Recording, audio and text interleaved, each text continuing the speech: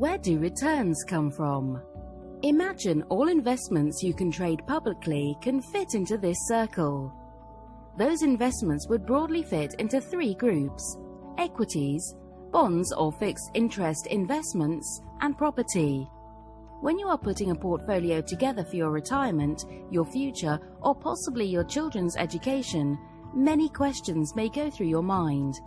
One of the best questions you can ask is, where do returns come from? Fortunately, the academic community has been working hard on this question for decades, and they can tell us a great deal about where returns come from. Years of research have identified that there are two dimensions of fixed interest return. These are term and credit or quality, and four dimensions of equity return. These are market, size, relative price, and profitability, and a single dimension in listed property investing, the market. Whether you can achieve these returns as an investor depends on a delicate balance of capturing these dimensions and remaining disciplined over time as an investor. There are broadly two approaches investors can choose between.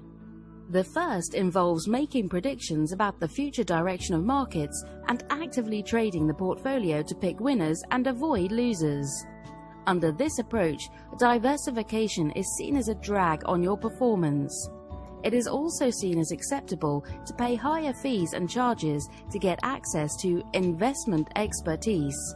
This is often referred to as active fund management.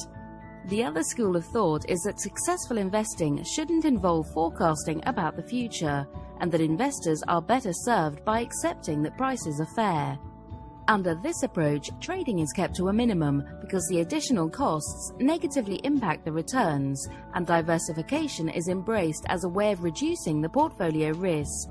Likewise, investors who adapt this philosophy are eager to keep costs to a reasonable level.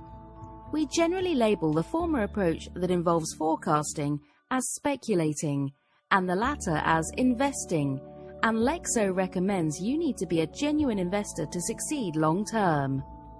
Academic evidence suggests that behaving as a true investor gives you the best chance of having a successful investing experience. With speculating, you may succeed, but because of the effects of chance in speculating, you may also not succeed. As investors, you can greatly determine the success of your investment program by adhering to certain long-term disciplines. If you get spooked by short-term noise in the market and you feel that you can position the portfolio to profit from news events, it is important to understand that this is speculating. The investor who instead embraces the principles of true investing improves their chances that they get the returns they are entitled to from the capital markets. In summary, if you combine an evidence-based philosophy of investment management with fair charges from Lexo and great investor discipline, you tilt all of the odds in your favor and maximize the chances of enjoying a successful investor experience.